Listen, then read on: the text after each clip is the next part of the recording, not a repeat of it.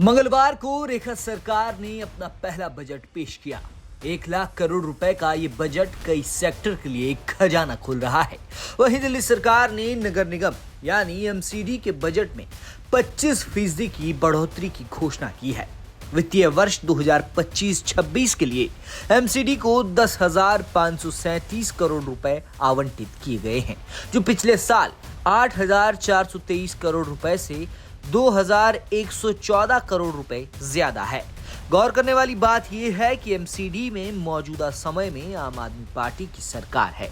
इसके अलावा ये भी ध्यान देने वाली बात है कि रेखा गुप्ता एमसीडी के इस कार्यकाल में पार्षद भी रही।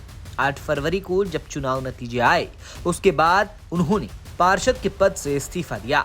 अब रेखा गुप्ता ने एमसीडी को 10,000 करोड़ रुपए से ज्यादा रुपए आवंटित किए हैं। शिक्षा, स्वास्थ्य और बुनियादी कर आवंटन के तहत फंड में भी यह बड़ा इजाफा हुआ है। पिछले साल जहां इनके लिए 6,108 करोड़ रुपए का आवंटन था, तो इस बार इसे 6,897 करोड़ रुपए कर दिया गया है।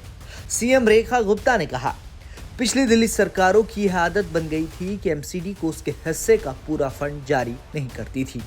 ऐसे में आप कैसे उम्मीद कर सकते हैं कि एमसीडी कचरा साफ करे, नालों की सफाई करे, सड़कों पर झाड़ू लगाए और नागरिक सुविधाओं का संचालन करे, जब उसे उसका पूरा फंड ही नहीं दिया जाता।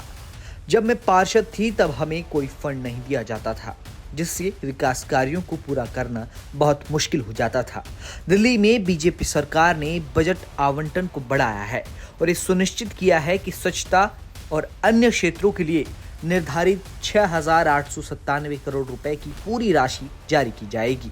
मैंने अधिकारियों से ये भी कहा है कि यदि एजेंसियों के लंबित भुगतान के लिए अतिरिक्त फंड की आवश्यकता हो तो वे हमसे संपर्क करें, लेकिन ये भी अनिवार्य है कि सड़कों से कचरा नियमित रूप से उठाया जाए। कुल मिलाकर रेखा सरकार ने हर सेक्टर के लिए तगड़ा बजट रखा है, जिसमें दिल्ली नगर निगम को भी 10,000 करोड़ रुपए से ज्यादा का बजट मिलेगा। बता दें कि रेखा सरकार ने बजट का सबसे बड़ा हिस्सा परिवहन को दिया है। ब्यूरो रिपोर्ट, दिल्ली तक।